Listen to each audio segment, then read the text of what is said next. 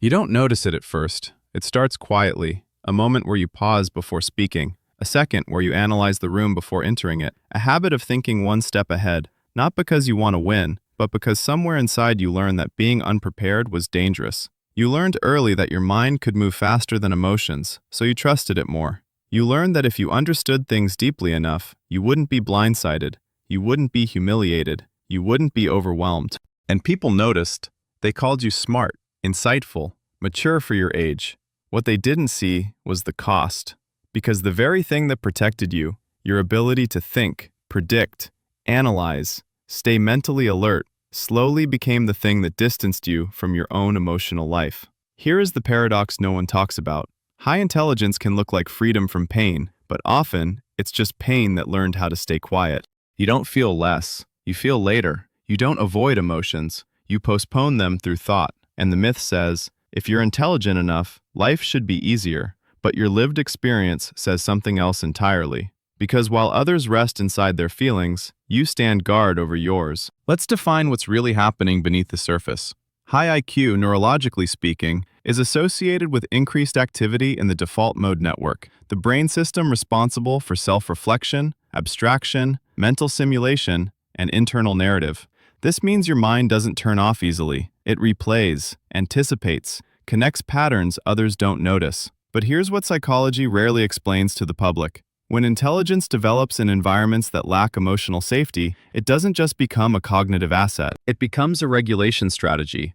Many highly intelligent people unconsciously grow up in emotional climates marked by emotional neglect, not always abuse, not always cruelty, but a subtle absence of attunement. You weren't necessarily hurt, you were unmet, so your nervous system adapted. Instead of relying on co-regulation, being soothed through connection, you learned self-regulation through cognition. This is where hypervigilance enters. Hypervigilance is not anxiety, it's preparedness, a constant low-level scanning of tone, mood shifts, social undercurrents, potential misunderstanding. Your mind learned to stay awake so your heart wouldn't get hurt. Over time, this often pairs with avoidant attachment, not because you don't want closeness, but because closeness feels unpredictable. Thinking feels safer than needing. Understanding feels safer than asking, and intelligence becomes the bridge you use to cross emotional terrain without ever having to step directly onto it. Carl Jung once warned that what we do not make conscious will direct our life, and we will call it fate. For the highly intelligent, what often remains unconscious is grief. Not dramatic grief, not obvious grief,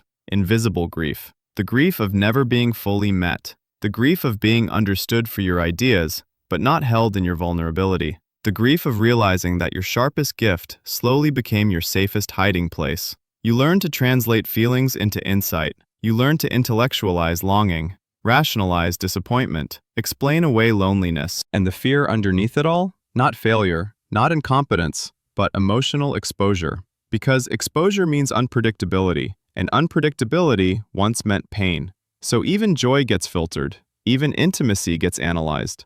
Even rest feels undeserved unless it's justified by productivity or insight. You may notice this fear showing up in ordinary moments. You rehearse conversations before having them. You struggle to fully relax around others. You feel closer to ideas than to people. You feel deeply, but privately. And the weight of it? Living as if your mind must always be on duty, always guarding, always translating, always preparing. This doesn't disappear with age. It evolves. You might notice it in relationships. You become the one who understands everyone, but rarely feels fully understood. You analyze dynamics instead of expressing needs. You sense problems early, but delay addressing them. You mistake emotional independence for emotional safety. In career, they become adults who excel in complex problem solving, feel bored by routine success, tie self-worth to insight rather than presence, struggle with authority that feels emotionally inconsistent. In self-worth, you respect yourself for your intelligence, but quietly doubt your emotional legitimacy. You feel valuable for what you contribute, not for what you feel. With boundaries, you set intellectual boundaries easily, but struggle with emotional ones. You withdraw instead of confronting. You distance instead of asking. In emotional regulation, you can explain your feelings perfectly while still not feeling relieved.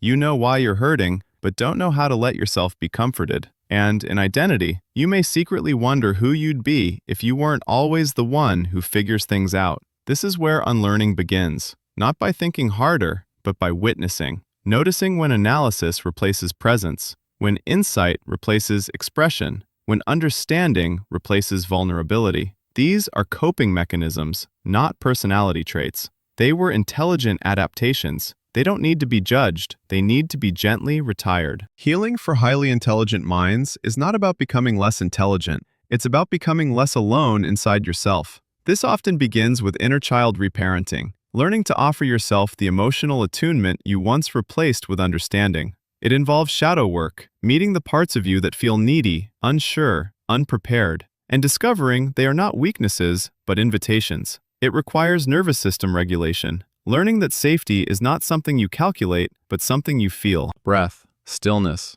unproductive presence, and perhaps the most difficult shift of all, choosing softness over survival mode, letting yourself not know, letting yourself be affected, letting yourself be held, imperfectly. As Rainer Maria Rilke wrote, try to love the questions themselves, and live the questions now. You don't need to solve yourself. You don't need to outthink your healing. The goal is not to be fixed, but to become whole. If this resonated with you, share it with someone who lives in their mind a little too much. And if you want more explorations like this, subscribe, not for answers, but for deeper, kinder questions. You were never too much. You were just protecting yourself the only way you knew how, and now you're allowed to rest.